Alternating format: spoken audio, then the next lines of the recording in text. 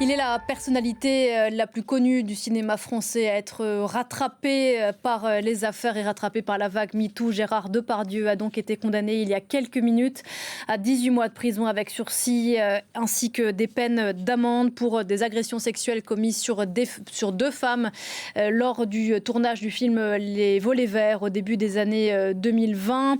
Bonjour Marie Schuster, vous êtes au Palais de Justice de Paris. Une décision évidemment quasiment historique, j'allais dire, à l'encontre de Gérard Depardieu, qui a annoncé à l'instant par la voix de son avocat qu'il allait faire appel.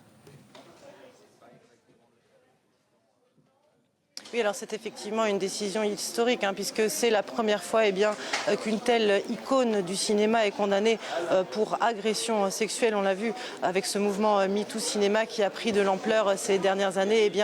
Gérard Depardieu est donc le premier monstre sacré du cinéma français à écoper d'une telle peine de prison. 18 mois de prison pour Gérard Depardieu, ainsi que 15 000 € d'amende, dont une partie de l'amende qui a été déclarée selon le juge de la 10e chambre du tribunal correctionnel, une partie de l'amende au titre de la victimisation secondaire, le juge estimant que les victimes présentes lors de ce procès avaient été survictimées en quelque sorte par Jérémy Assous, le conseil de Gérard Depardieu, qui avait été extrêmement virulent à leur égard et à l'égard de leurs avocates également. Alors c'est une peine qui a été suivie par le juge, puisque c'est aussi une peine qui avait été réclamée par le parquet, qui avait expliqué que la matérialité de l'infraction avait été constatée. Gérard Depardieu qui avait expliqué à la barre avoir touché les hanches de l'une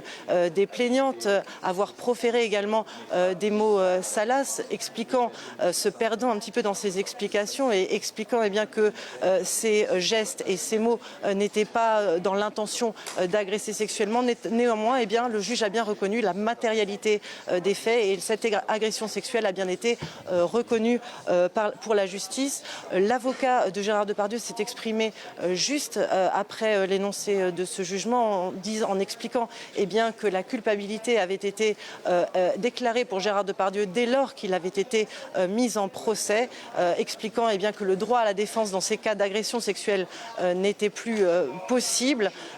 Quant aux avocates des plaignantes, elles ont également réagi en expliquant que c'était une belle victoire pour